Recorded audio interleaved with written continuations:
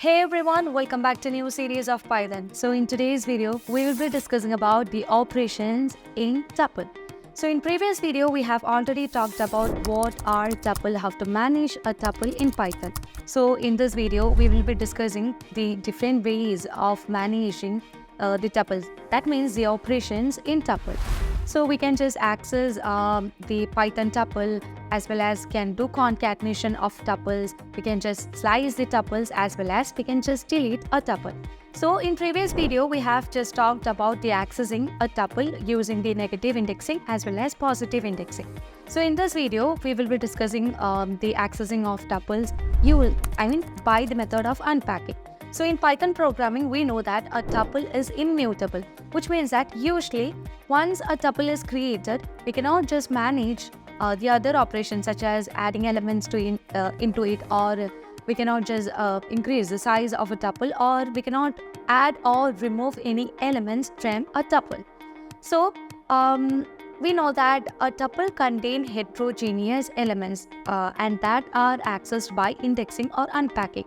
So heterogeneous elements are basically, it contains mixture of elements such as it can be a float value, it can be an integer value, or string, or any other values. Okay, so we can just access the values using unpacking. So the only thing that we have to keep in mind that if a tuple is defined and it has got 3 values, then the variables that we use in the left hand side should be equal to the values in the tuple. Okay, so now let's see how can we just unpack a tuple. So here I'm going to use a tuple name as company and it has got 2 values. So we know a tuple is basically defined with the round bracket. So I'll be providing different values which are string. So one of the value is just Cybrosys and other value is technologies. Okay, so we are just going to unpack this elements. So here the other value is just technologies, and now we want to just unpack. So as this tuple contains 2 values, we have to use 2 variables in order to unpack. So I'll be using the 2 variable as a comma b, and we just need to unpack. So as we just need to unpack the tuple company, you can just provide that. Afterwards, you can just print the result over here. So you can just get the result of A, B as well as the tuple company. So I'll be providing an identifier here over, and I want to get the result of A. And later on, let's copy this statement. This, and you can just provide here, and let's make the additions. And you can just get the result in a single click. So which is B, and the other one is company. Now let's provide that and let's identify. So here we can see that we have got the result and we have just done the unpacking so that one of the value is just assigned for A and the other value is just assigned for B. And if you want to just find the value of the tuple company, here you can also get that. Now let's see how can we manage the concatenation of a tuple. So concatenation of a tuple is basically the process of joining 2 or more tuple. So concatenation is basically done by using the operator plus, and concatenation is always done from end of the original tuple, and other arithmetic operations do not apply on tuples. Now while managing with the concatenation, we have to keep in mind that the same data types can be combined for concatenation. So if we are just using different data types, it raises the error. So let's consider different tuples such as con1. Let's name it as con1, and let's say it has got the value integer values. And now let's consider the other one, that is con2, and it has got string value.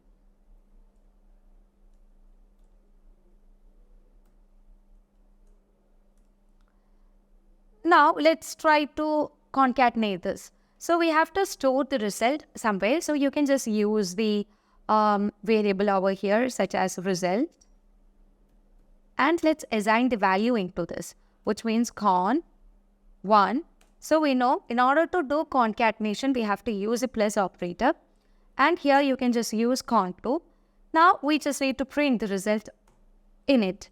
So we have stored the result in the variable result. So you can just get the output by running the file. So here you can see that we have joined different tuples and just combined, and we have just got the result. Now let's try to add different, let's try to concatenate different data type with a tuple. So you can see that we will get an error message over here. So let's say cont 3, and let's say that it has got the value 7, 8, and let's say R is a variable where we are just going to store the result. So here cont2 has got A and B value. So I just need to, cont3 actually is a list, not tuple, because I want to show you that the raising of error when we just try to combine different data types. Okay, so here you can see it's a list, and cont2 is basically a tuple.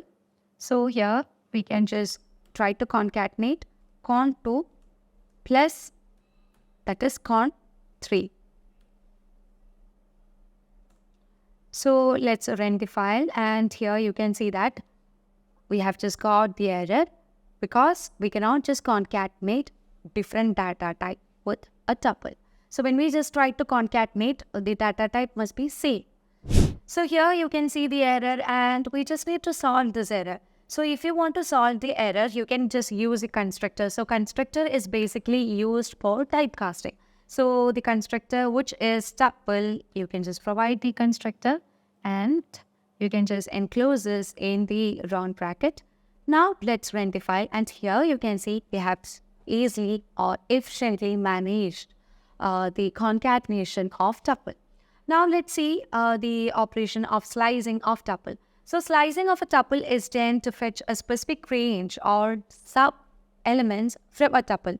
Basically, indexing is used for getting a single element from a list, whereas a slicing or the slices allows you to fetch the elements in a set.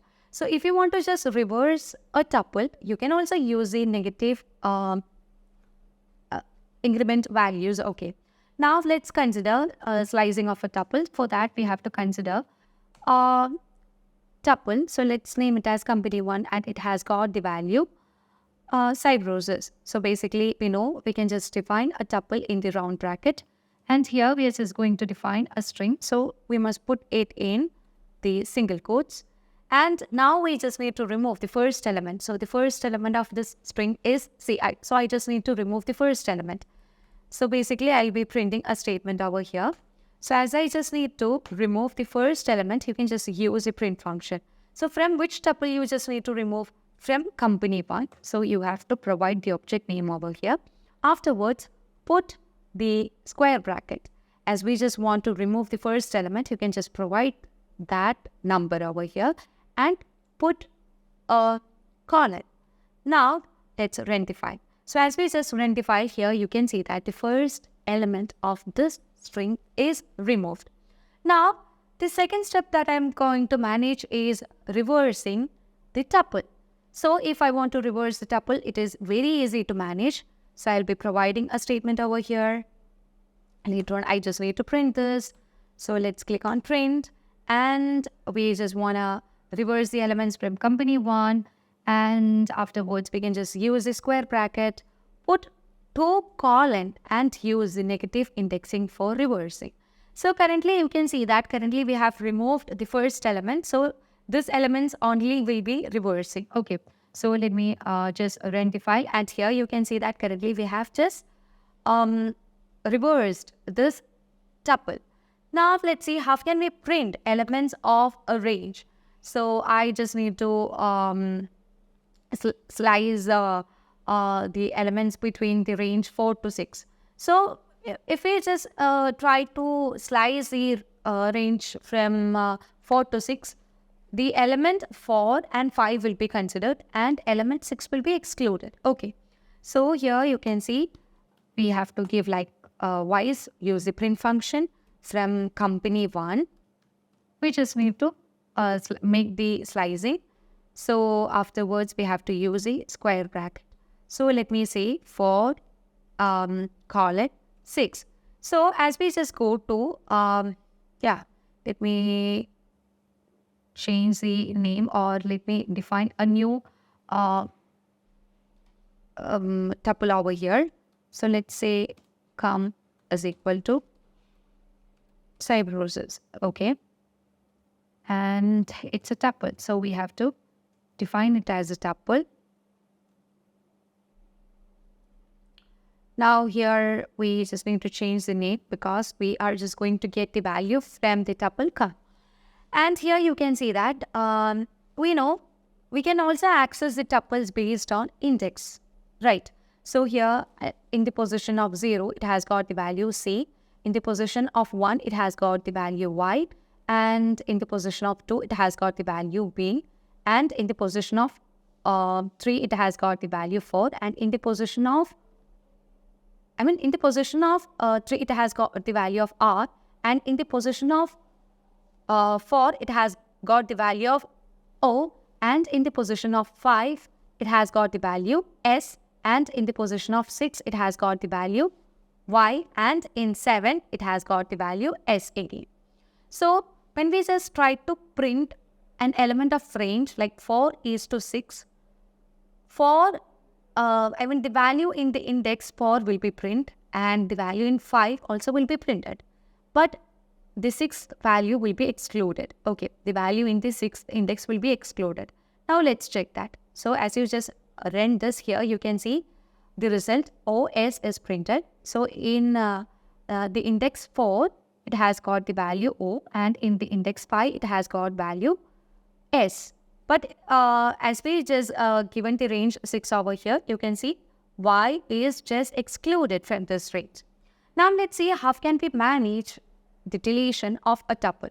So basically we know a tuple is immutable, which means once a tuple is created, we cannot perform any operations. So hence they do not allow to delete a part of it. So the entire tuple get deleted by using the del method. Okay.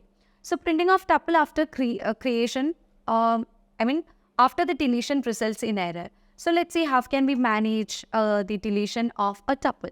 So here we have already defined a lot more tuple. So let me just create a tuple name as tuple1, and let's say it has got integer value 1, 2, and 3. Now I just want to delete the tuple.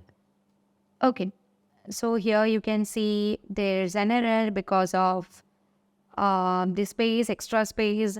So I just need to delete. So I'll be using the del keyword, and I have to give the object. So here the object is tuple1, and you can just print this tuple. Okay, so let's print that, and here we go.